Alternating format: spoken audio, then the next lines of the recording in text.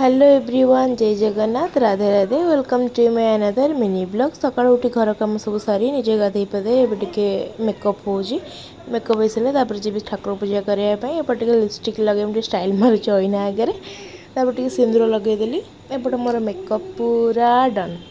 चलो जी ठाकुर पूजा करवा। पूजा भी मोर एपटे सरीगला।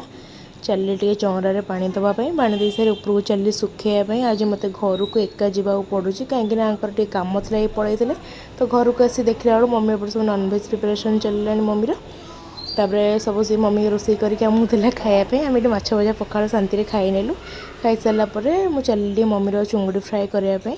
मम्मी तार खाइब एपटे चुंगुड़ी फ्राए रेडी। तापर एपटे मु चिकेन भी तरकारी कि कषा जहाँ भी गोटे हम तो हल्का कि कषालिया हो गला।